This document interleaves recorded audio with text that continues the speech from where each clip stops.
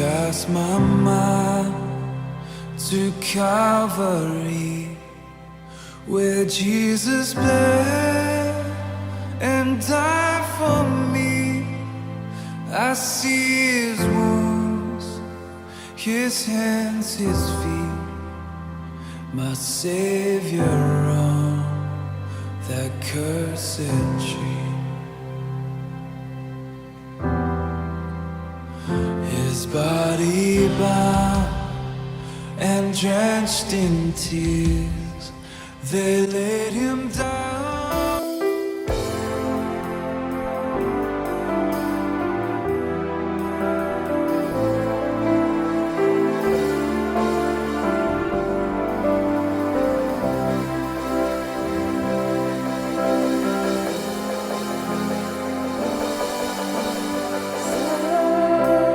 Musim berlalu, namun kau selalu lihat.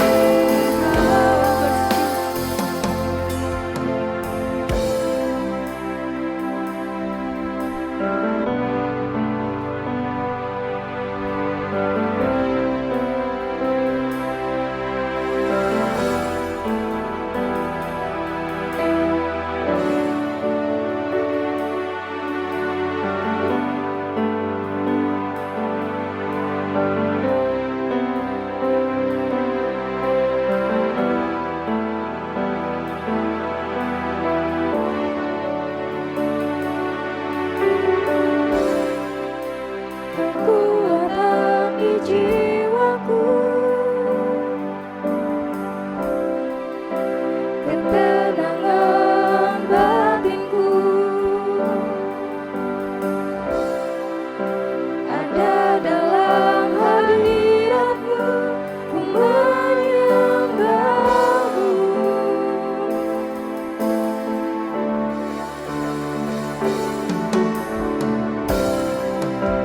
Tersungkurku di kakimu, rasa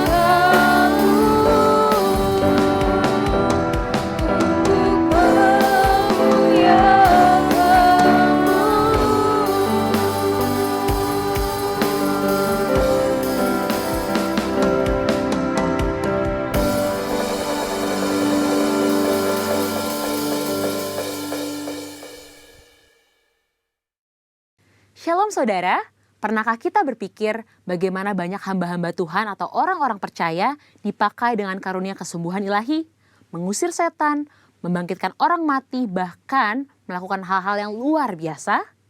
Misalnya di dalam Alkitab, Musa, Paulus, Petrus, dan banyak tokoh iman lainnya melakukan hal-hal yang luar biasa. Ada satu kesamaan dari semua tokoh-tokoh tersebut, yaitu pengurapan Tuhan yang luar biasa ada pada mereka. Sesungguhnya pengurapan dari Tuhan adalah penting bagi orang percaya. Dalam edisi Voice of Pentecost kali ini, kita akan membahas mengenai pengurapan dalam pelayanan dan kehidupan orang percaya. Di dalam Perjanjian Lama, tindakan pengurapan dilaksanakan pada acara ritual keagamaan, seperti penhabisan imam besar, penhabisan imam yang melayani, pengangkatan seorang raja, serta pengangkatan seorang nabi. Di dalam Perjanjian Lama, memang hanya orang-orang yang khususlah yang dapat menerima pengurapan. Sedangkan dalam Perjanjian Baru, pengurapan diberikan kepada orang-orang yang percaya kepada Yesus Kristus. Dalam Perjanjian Lama, instrumen yang seringkali dipakai dalam pengurapan adalah minyak. Minyak adalah lambang persetujuan dengan Allah, kehadiran Allah, berkat, kuasa, penghiburan, kesembuhan, sukacita, perkenanan, dan kesejahteraan. Akan tetapi, dalam Perjanjian Baru tidak terlalu ditekankan tentang minyak, tetapi Roh Kudus menjadi instrumen pengurapan itu sendiri. Prinsip yang mendasari pengurapan minyak adalah prinsip konsekrasi, yaitu memisahkan atau mengkhususkan sesuatu atau seseorang kepada Tuhan. Prinsip konsekrasi dengan pengolesan minyak tetap berlaku pada era Perjanjian Baru. Lalu, apa contoh peristiwa pengurapan dalam Alkitab? Salah satunya adalah pengurapan double portion. Pengurapan 2 kali ganda sangat dikenal dalam gereja aliran Pentakosta dan karismatik. Istilah ini mengacu kepada peristiwa Elia dan Elisa yang dicatat dalam 2 Raja-Raja 2 ayat 1-14, di mana Elisa meminta 2 bagian dari roh Elia. Salah satu dampak dari pengurapan double portion yang diterima Elisa adalah mujizat-mujizat yang Tuhan kerjakan melalui pelayanan Elisa 2 kali lipat lebih banyak dari Elia. Hal ini tidak membuktikan bahwa Elisa lebih hebat dari Elia, justru lebih membuktikan bagaimana mentoring yang dilakukan Elia kepada Elisa berhasil. Peristiwa yang senada juga terjadi pada zaman Perjanjian Baru, di mana Tuhan Yesus menyampaikan kepada murid-muridnya dalam Yohanes 14 ayat 12, "Sesungguhnya barang siapa percaya kepadaku, ia akan melakukan juga pekerjaan-pekerjaan yang aku lakukan, bahkan pekerjaan-pekerjaan yang lebih besar daripada itu." Maksud perkataan Tuhan Yesus bukan berarti orang percaya lebih hebat darinya, melainkan orang percaya akan melakukan pelayanan yang menjangkau lebih banyak orang, serta pelayanan kepada bangsa-bangsa non-Yahudi. Dengan perkembangan teknologi, internet, dan media sosial, kini semua pelayanan penjangkauan dimungkinkan. Roh Kudus memenuhi dan mengurapi orang percaya untuk melakukan pelayanan tersebut.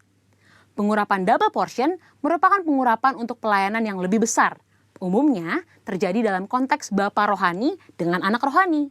Orang percaya yang merindukan pengurapan tersebut tentu harus membangun hubungan bapa anak dengan pemimpin rohani yang Tuhan Yesus tempatkan di atasnya. Selanjutnya, apa maksud dan tujuan dari pengurapan?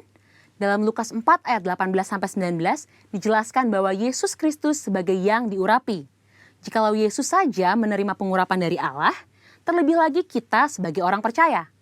Oleh karena itu, pengurapan harus disadari sebagai bagian dari perjalanan orang percaya dalam menjalankan panggilan Kristus. Dalam hidup setiap hari, Tuhan pun telah berkata bahwa Ia sebagai gembala yang baik akan mengurapi kepala orang percaya dengan minyak. Pengurapan yang diberikan kepada orang-orang percaya dalam era Perjanjian Baru bukanlah untuk tujuan keselamatan atau berkat secara jasmani, namun untuk tujuan pelayanan, yaitu pemberitaan Injil dan menyatakan kuasa Allah. Dan yang terakhir, pengurapan merupakan bagian tidak terpisahkan dari hidup orang percaya. Salah satu yang membedakan antara orang percaya dengan orang yang belum percaya adalah adanya pengurapan Tuhan dalam hidupnya. Sebagai pengikut Kristus, pengurapan bukanlah sesuatu yang asing, melainkan menjadi bagian yang penting dalam perjalanan iman dan keseharian kita.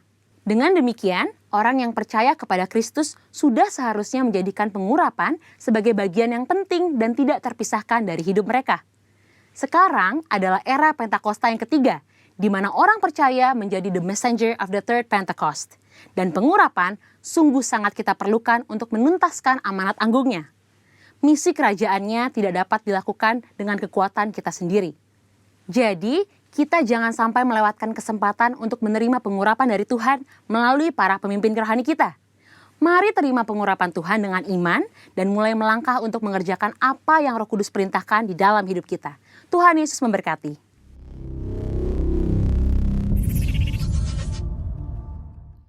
Shalom Bapak Ibu yang dikasih di dalam Tuhan Yesus.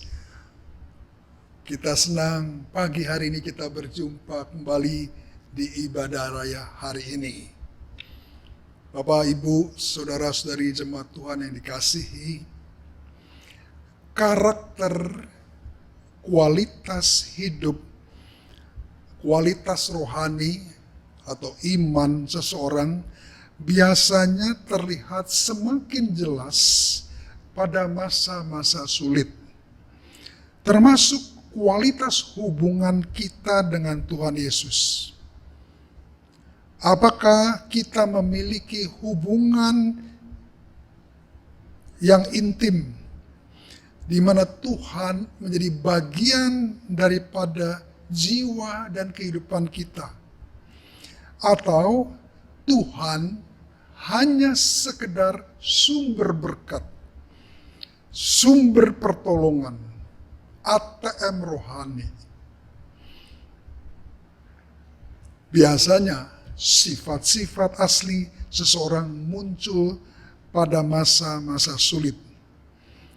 Itulah yang menunjukkan siapa dia yang sesungguhnya. Pada masa-masa sulit seperti pandemi COVID-19 yang sudah berjalan kurang lebih 8 bulan di Indonesia, ternyata kedewasaan pribadi, kedewasaan mental, jiwa, rohani seseorang itu akan menunjukkan kualitas keunggulan seseorang, kualitas orang percaya.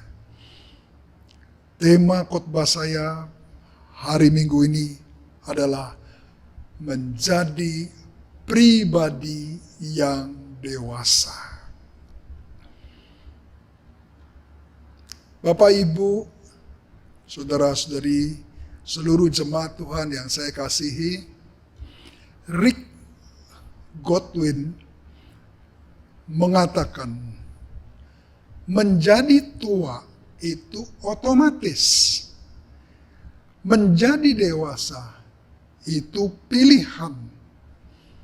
Artinya, untuk menjadi pribadi yang dewasa, kita harus berani mengambil keputusan dari pilihan hidup. Tetap seperti apa adanya sekarang. Kalau bahasa kerennya status quo. Atau mau berubah untuk menjadi lebih maju supaya semakin dewasa. Pilihan yang tepat akan membawa kita bergerak maju. Maju menjadi pribadi yang dewasa. Saran saya kepada Bapak Ibu semua, pilihlah yang kedua, mau berubah supaya menjadi pribadi yang dewasa. Edwin Cole, pendiri Kegerakan Pria Sejati atau Christian Manhood Network, pernah berkata, kedewasaan itu tidak datang dari usia, tetapi dimulai dari penerimaan tanggung jawab. Artinya, seusia seseorang tidak menjamin kedewasaan seseorang. Banyak orang yang usia biologisnya sudah banyak, tetapi emosinya pola pikirnya, tingkah lakunya, bahkan respon hidupnya, perilakunya seringkali seperti anak-anak. Edwin Cole berkata, ciri orang dewasa adalah siap menerima tanggung jawab. Orang yang dewasa pasti bertanggung jawab atas kehidupan pribadinya, kesehatan pribadinya. Apalagi pada masa-masa sekarang, masa pandemi COVID, Bapak, Ibu, Saudara, dan kita semua, kita memiliki tanggung jawab pribadi untuk menjaga kesehatan kita, mentaati protokol kesehatan dengan baik. Bertanggung jawab atas pekerjaan di kantor atau di perusahaan. Artinya kita bekerja dengan sungguh-sungguh, penuh semangat, menyelesaikan tugas pada waktunya, tidak suka menunda-nunda, jujur, dapat dipercaya, tidak korupsi, hidup mencukupi diri dengan apa yang Tuhan sediakan. Jangan mau ingin cepat kaya sehingga menghalalkan segala perbuatan jahat. Bapak Ibu yang dikasihi Tuhan, kita juga perlu bertanggung jawab atas kehidupan rohani kita masing-masing. Hubungan intim dengan Tuhan Yesus, hubungan intim dengan Tuhan Yesus merupakan sumber kekuatan orang percaya, khususnya di masa-masa sulit.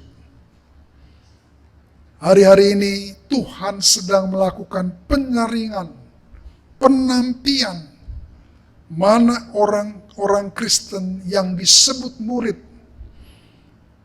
dan mana orang-orang Kristen yang KTP. Orang-orang yang katanya Kristen, tapi nilai-nilai kekristenan, prinsip-prinsip Alkitabiah tidak pernah menjadi bagian daripada hidupnya. Perhatikan Bapak Ibu, saudara-saudara yang terkasih. Hanya orang Kristen yang disebut murid, yang siap menanti kedatangan Tuhan Yesus yang kedua kali. Kalau hari-hari ini kita sering mendengar gembala pembina kita, Bapak Pendeta Dr. Insinyur Niko Nyoto Raharjo, bahwa kedatangan Tuhan Yesus sudah dekat. Saudara,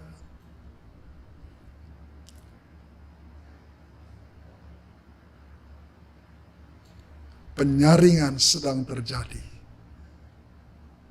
Tuhan ingin kita menjadi pribadi yang dewasa sebelum Dia datang kembali. Pertanyaan selanjutnya, bagaimana kita dapat menjadi pribadi yang dewasa? Yohanes 1 ayat 12 dan 13. Ketika seseorang menjadi percaya dan menerima Tuhan Yesus di dalam hidupnya,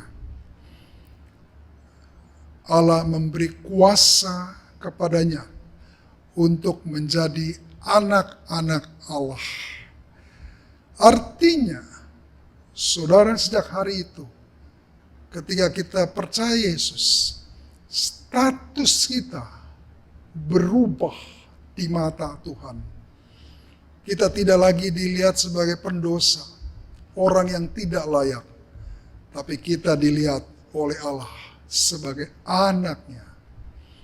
Itu sebabnya Dia memperkenalkan dirinya kepada kita, orang-orang Kristen. Dia adalah Bapa dan kita adalah anak-anak Allah. Sebagai anak-anak Allah, Roma 8 ayat 17 berkata, jika kita anak Allah, kita adalah ahli waris kerajaan surga, yaitu orang-orang yang berhak menerima janji-janji Tuhan. Di dalam Alkitab begitu banyak janji-janji yang Tuhan sediakan, baik untuk kehidupan sekarang maupun untuk kehidupan yang akan datang. Tuhan Yesus berjanji, Dia sediakan itu bagi saudara dan saya, kita yang adalah anak-anak Allah. Bapak, Ibu, saudara-saudari yang saya kasihi, dalam konteks anak Allah, putra Allah, di dalam Alkitab ada dua istilah tentang anak atau putra. Yang pertama disebut teknon, yang kedua huios.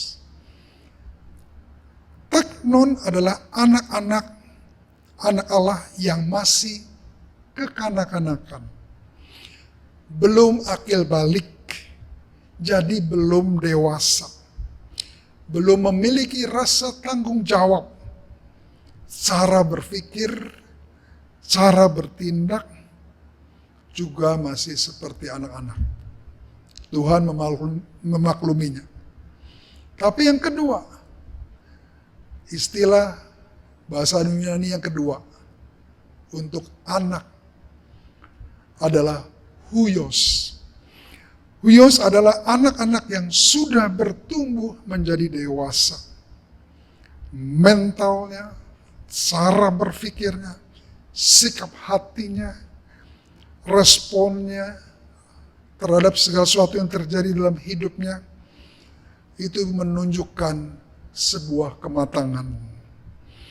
Anak yang sudah dewasa, huios, itu siap menerima tanggung jawab dan mengerjakan semua pekerjaan yang Tuhan berikan atau yang diberikan kepadanya dengan ketaatan dan penuh tanggung jawab. Jadi, teknon dan huios dibedakan oleh tingkat kematangan kedewasaannya dan oleh sikap penerimaannya dalam hal tanggung jawab. Bapak, Ibu, saudara-saudari jemaat Tuhan yang saya kasihi, mengapa kita harus bertumbuh dari teknon menjadi huios? Anak-anak Allah yang kekanak-kanakan menjadi anak-anak Allah yang dewasa. Jawabannya sederhana, supaya saudara dan saya siap dijemput oleh Tuhan Yesus pada waktu Dia datang kembali. Gembala pembina kita Pak Niko Nyotorarjo berkali-kali berkata, bertahun-tahun, bahwa kedatangan Tuhan Yesus sudah sangat-sangat dekat. Tuhan mau kita siap. Tuhan mau kita memiliki pribadi yang dewasa. Tuhan mau kita menjadi murid yang dewasa. Orang Kristen yang dewasa tidak mudah kecewa. Sekalipun apa yang diminta belum dijawab Tuhan, bahkan tidak dikabulkan oleh Tuhan Yesus. Menjadi dewasa tidak datang dengan sendirinya, melainkan sebuah pilihan.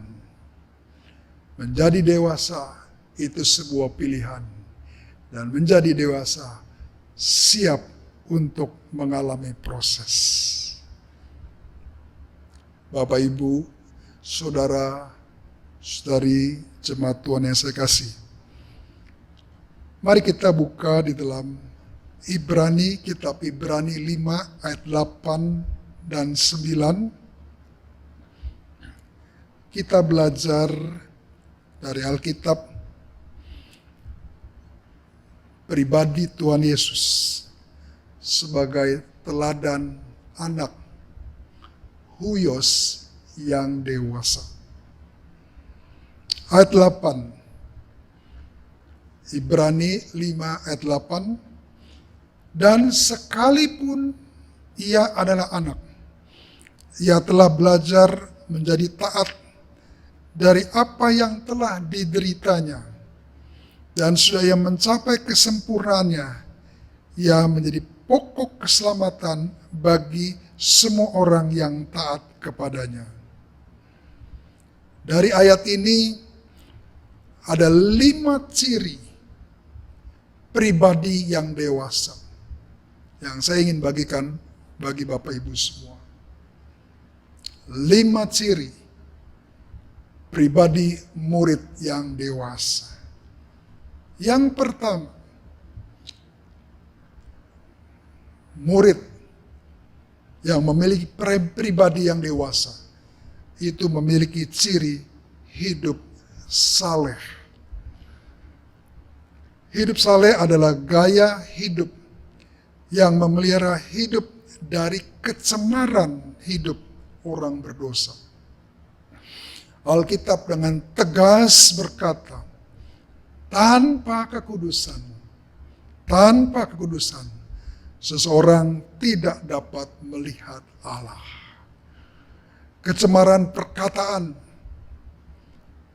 hoax atau hoax, sumpah serapah, memfitnah orang lain, menjelek-jelekan orang lain, suka bersilat lidah,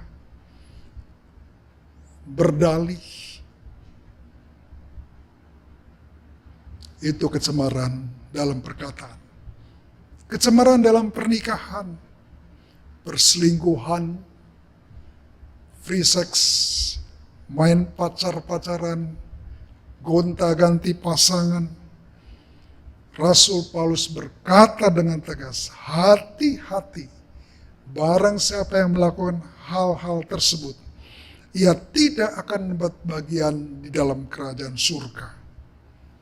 Atau pendek kata, pasti tidak akan masuk surga, pasti masuk neraka jika tidak ada pertobatan.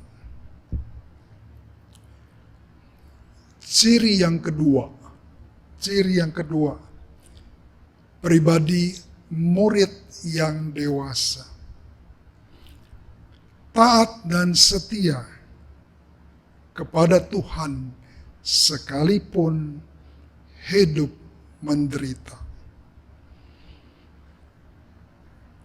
Taat dan setia kepada Tuhan sekalipun hidup menderita. Ujian tentang ketaatan dan kesetiaan seseorang itu adalah penderitaan dan masa-masa sulit. Orang yang lulus baru disebut taat dan setia.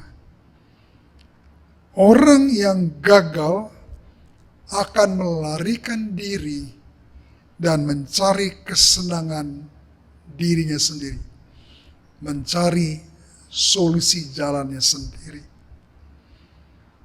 Tuhan Yesus telah memberikan contoh yang nyata. Di dalam Filipi 2 ayat 6 sampai 8, Tuhan Yesus telah menunjukkan Dia sebagai manusia taat, bahkan taat sampai mati di kayu salib. Dia telah membuktikan ketaatannya meskipun dia harus menderita. Anda mungkin bertanya, Bapak Ibu mungkin bertanya, apakah upahnya jika kita taat kepada Tuhan sekalipun kita menderita? Dengar baik-baik. Sama seperti Yesus diberi upah kemuliaan yang besar oleh Bapanya di surga. Duduk di sebelah kanan Bapanya, diberi otoritas atas kerajaan surga, kuasa di bumi, bahkan sampai di bawah bumi. Demikian juga Tuhan Yesus. Dia akan memberikan kemuliaannya kepada murid-muridnya yang taat dan setia kepadanya sekalipun mengalami penderitaan.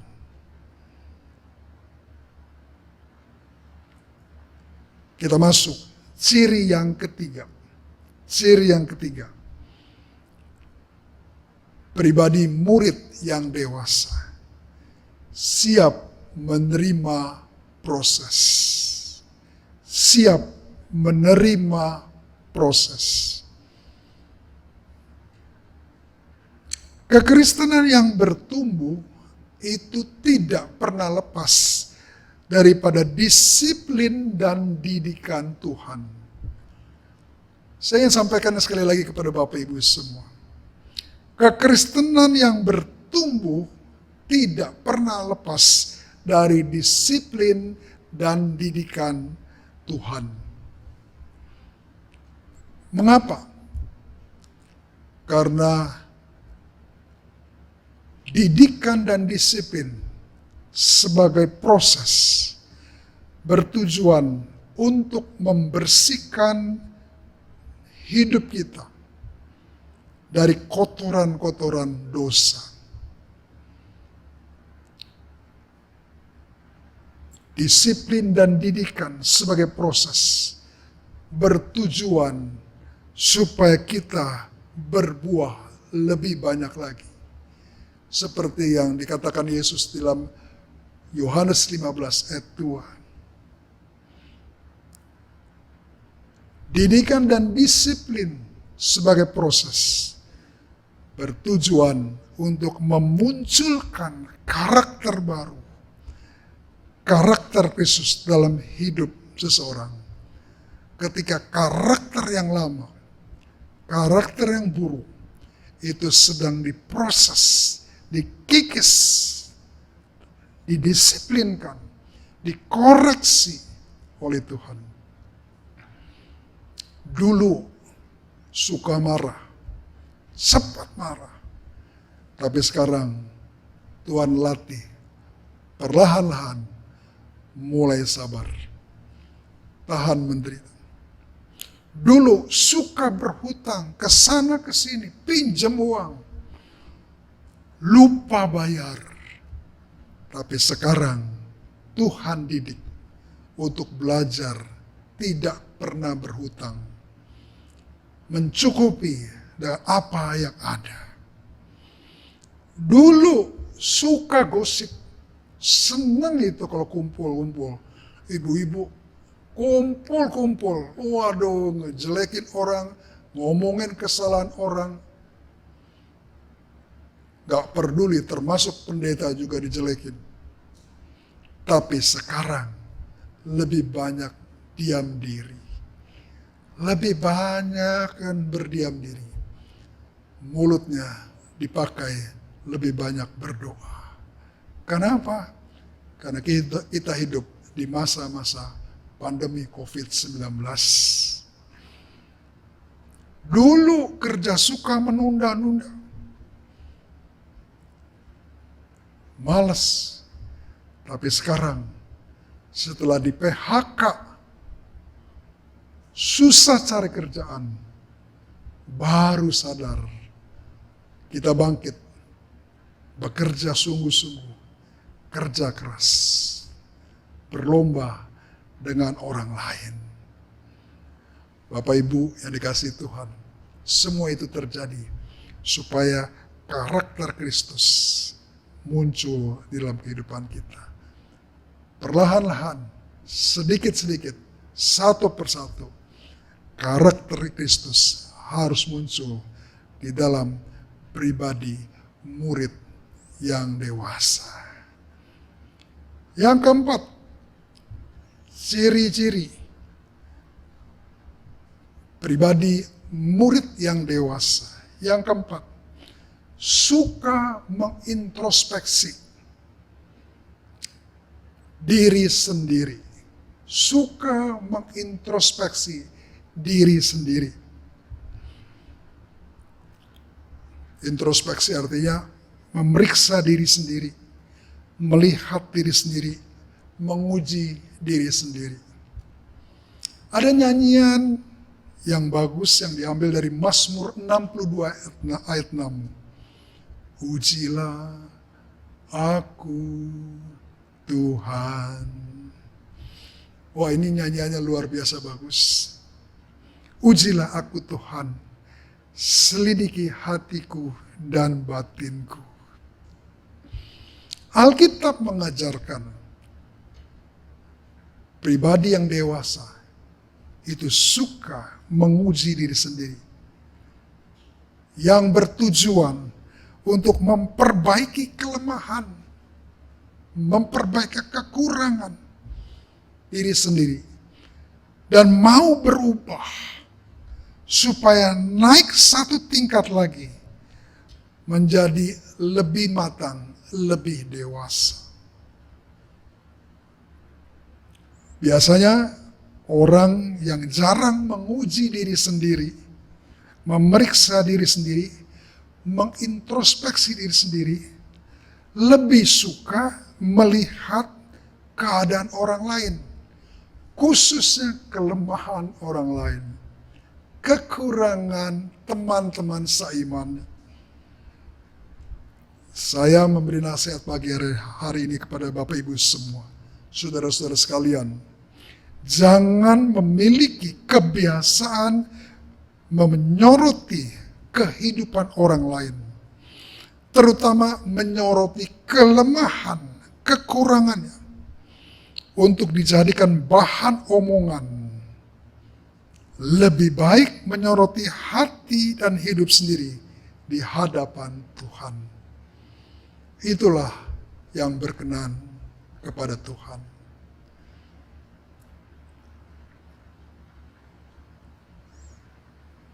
Ciri yang kelima adalah menjadi teladan. Pendeta Raffi Sakaria, dia seorang penginjil, pengajar Alkitab, seorang teolog terkenal dan terpandang di dunia internasional, pernah berkata, para pengkhotbah, para pendeta banyak berkhotbah, beribu-ribu di atas mimbar, berkhotbah tentang kasih, tapi sedikit memberikan pengaruh.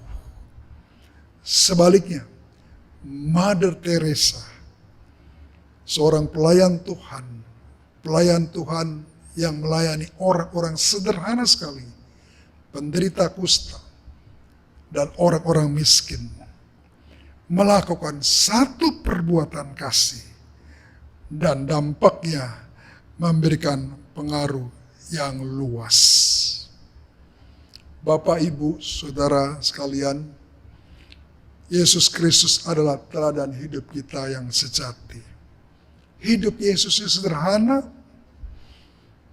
apa yang dia ucapkan, itu dia kerjakan. Ayo kita belajar yuk. Yuk kita belajar. Ya. Kita tahu kita belum sempurna. Tapi kita belajar dari satu perbuatan. Belajar dari Tuhan Yesus. Supaya kita menjadi teladan. Satu perbuatan saja. Dan saya percaya nanti Tuhan akan tambah-tambahkan.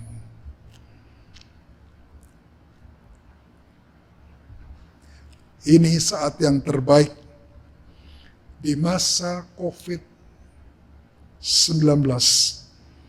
Mari kita ambil keputusan untuk memilih mau berubah dan bertumbuh menjadi pribadi yang dewasa.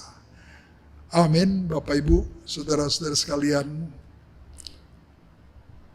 Tuhan itu pakai keadaan, situasi untuk memaksa kita untuk bertumbuh dewasa.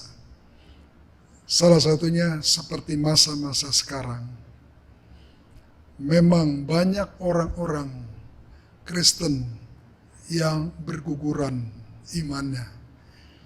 Tetapi ini kesempatan buat kita semua, memaksa kita di masa penderitaan pandemi COVID ini.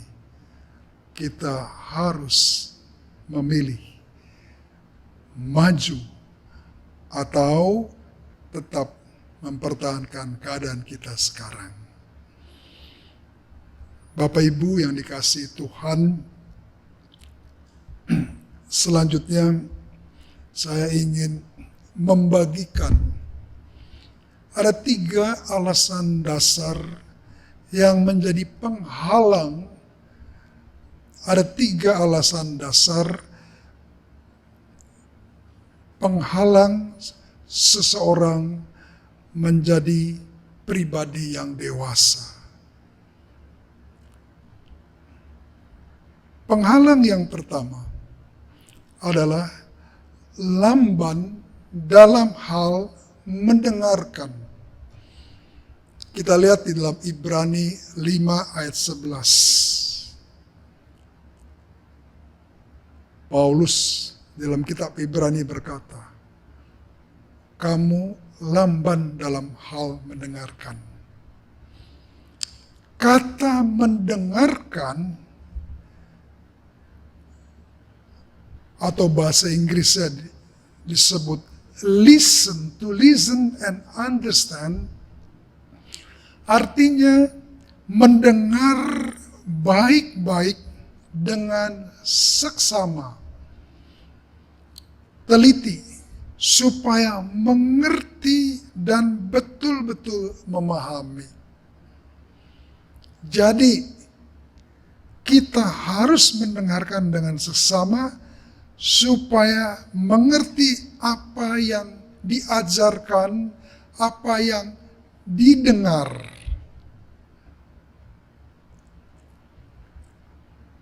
Sebab perilaku mendengar dengan seksama, dengan teliti, akan mempengaruhi pikiran kita, akan mempengaruhi iman kita, serta membawa kita naik satu tangga ke anak tangga berikutnya, supaya lebih dewasa, lebih matang lagi. Roma 10 ayat 17,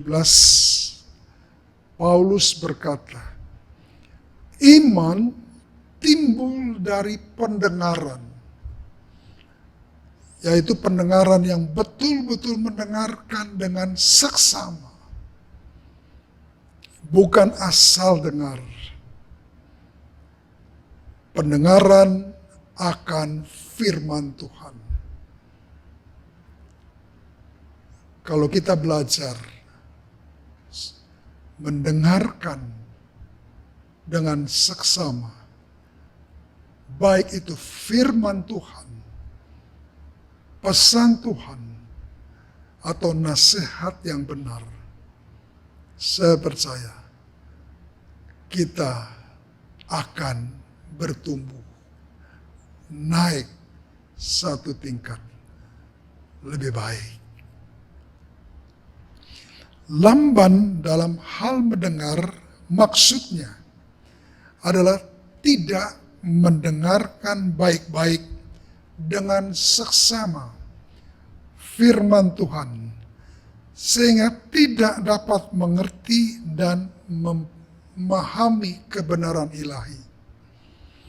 Akhirnya iman tidak timbul, Yang timbul adalah kepentingan diri sendiri, pendapat diri sendiri, bukan pendapat Tuhan, bukan kepentingan Tuhan. Orang yang lamban dalam hal mendengarkan biasanya sulit ya, untuk diajar, sulit untuk dibentuk, suka berkelit, berdalih. Orang yang lamban dalam hal mendengarkan lebih banyak mementingkan pendapat, ide, kepentingannya diri sendiri. Biasanya malas belajar. Orang yang malas belajar sulit memahami kebenaran firman Tuhan lebih lanjut. Orang yang sulit memahami kebenaran firman Tuhan lebih lanjut, biasanya kedewasaannya tidak bertumbuh dengan baik. Sekarang banyak orang yang tidak terbiasa mendengarkan dengan seksama. Banyak orang lebih suka berbicara, lebih suka pendapatnya didengar,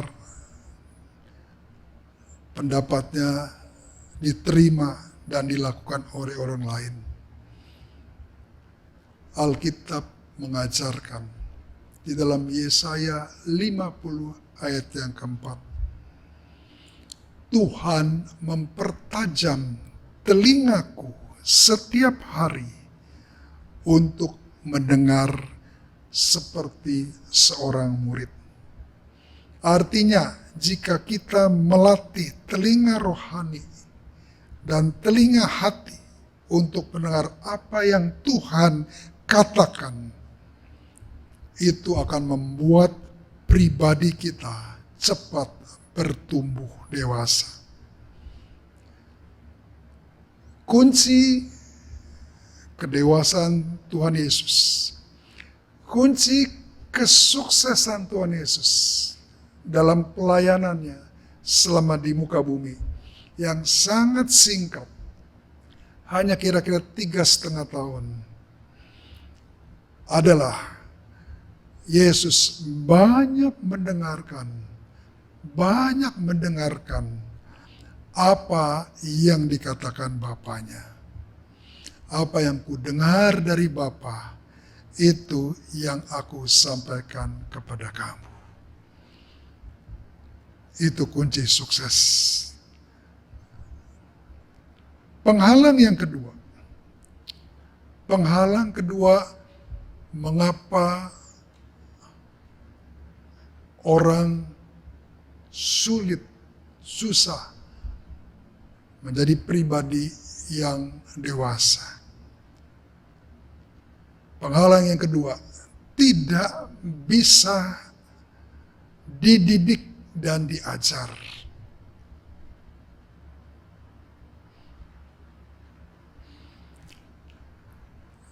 Mari kita lihat di dalam 1 Korintus 13 ayat 11. Ketika aku kanak-kanak, aku berkata seperti kanak-kanak. Aku merasa seperti kanak-kanak. Aku berpikir seperti kanak-kanak. Sekarang sesudah aku menjadi dewasa, aku meninggalkan sifat kanak-kanak itu. Coba perhatikan baik-baik ayat ini, 1 Korintus 13 ayat 11.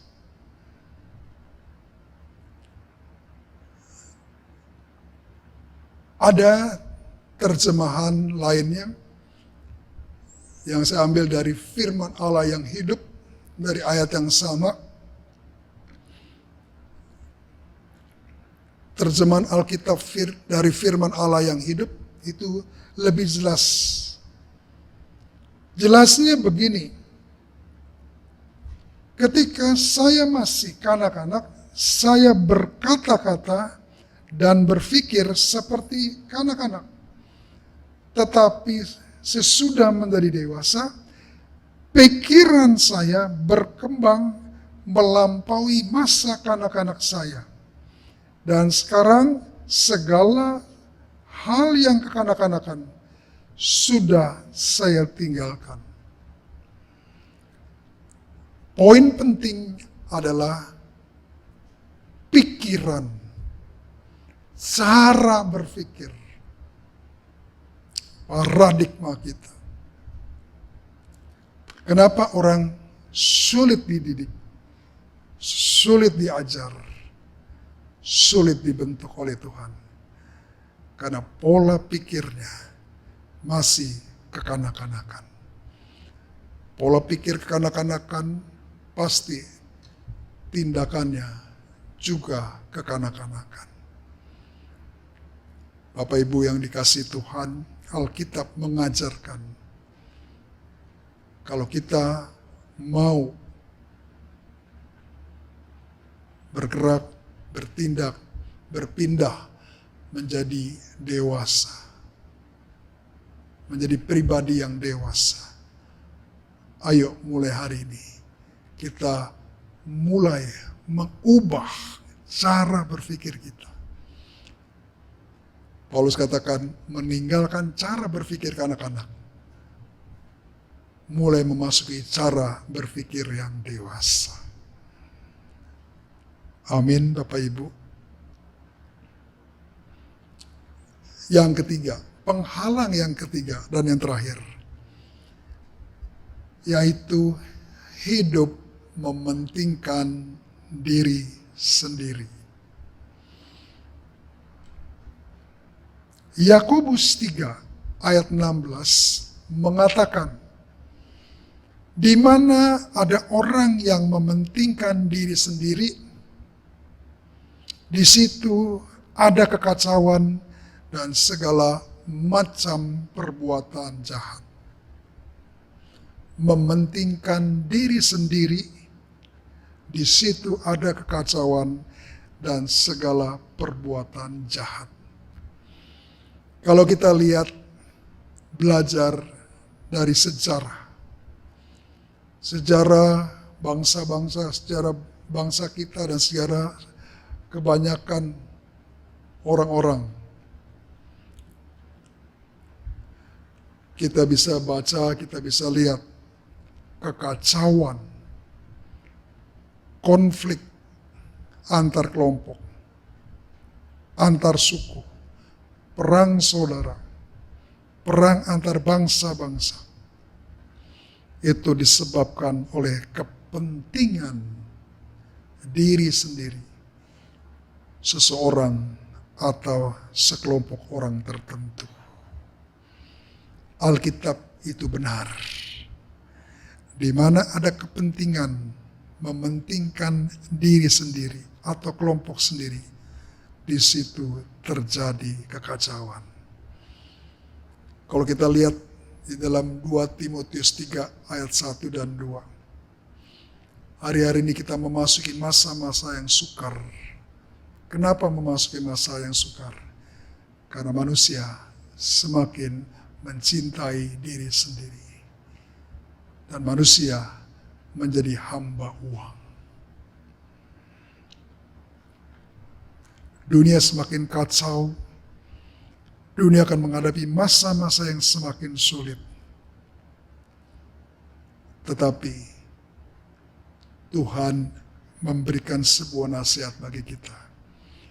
Yesus datang memberikan dirinya bagi manusia, bagi kita semua. Itulah prinsip kesatuan dan kedamaian abadi.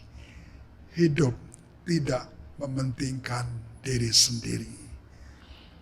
Kita lihat di dalam 2 Korintus 5 ayat 15. Dan Kristus telah mati untuk semua orang, supaya mereka yang hidup tidak lagi hidup untuk diri sendiri, tetapi untuk Dia, untuk Tuhan. Bapak Ibu yang dikasihi Tuhan, kita dipanggil untuk hidup tidak mementingkan diri sendiri.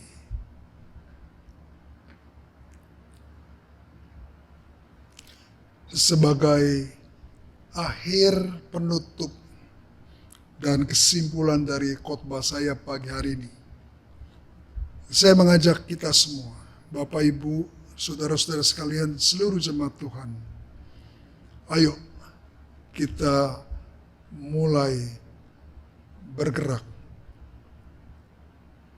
menjadi pribadi murid yang dewasa.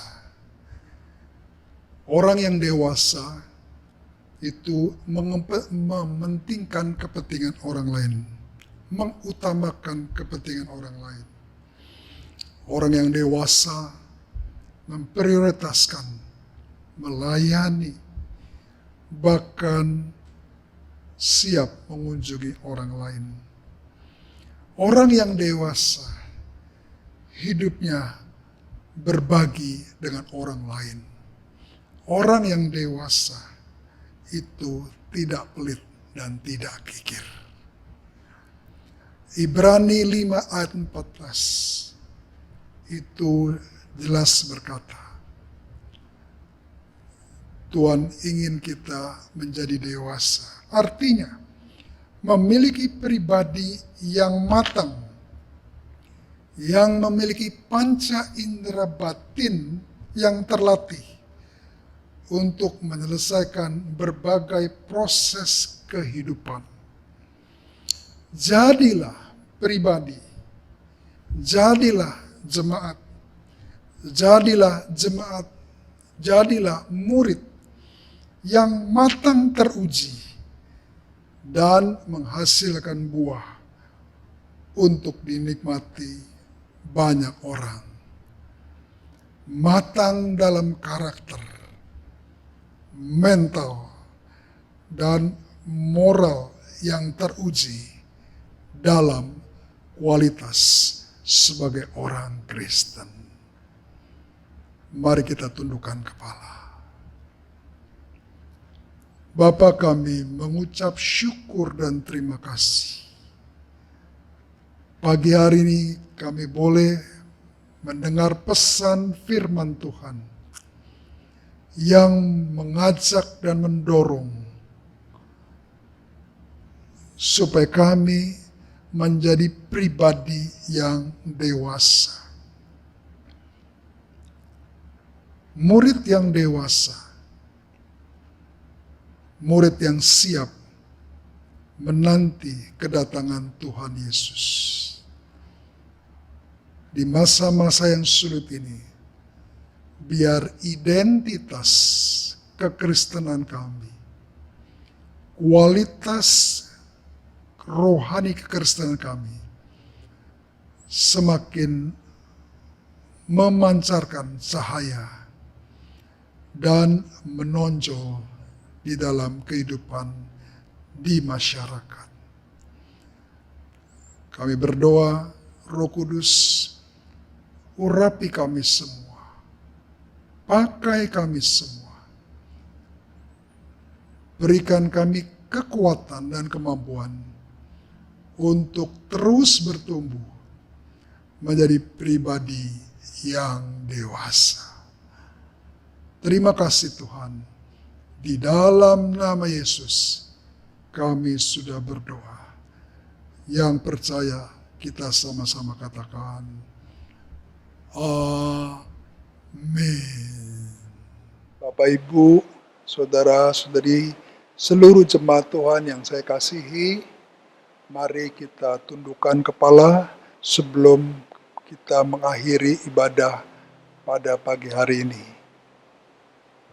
Bapa, kami bersyukur kepadamu atas anugerah yang besar, pemeliharaan yang senantiasa terjadi dalam kehidupan kami pada masa-masa COVID sampai pada hari ini.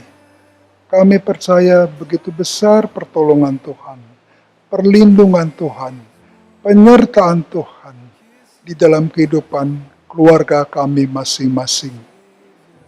Kami berdoa Tuhan, biar setiap firman yang diberitakan Roh Kudus menerangi kami semua, supaya kami semua menerima, mengerti dan melakukan pesan Tuhan bagi kami pada hari ini.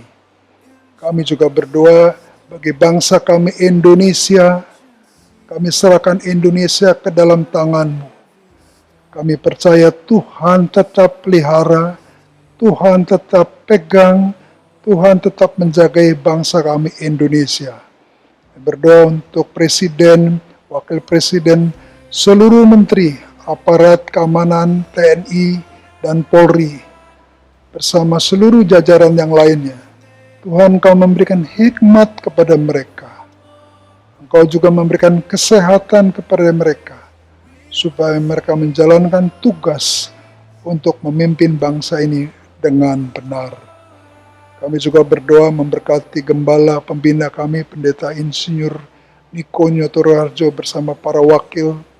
Kami juga berdoa memberkati gembala rayon kami, Bapak Pendeta Wiweko Mulyono, biar kasih karunia anugerah yang besar, kesehatan menyertai para pemimpin rohani.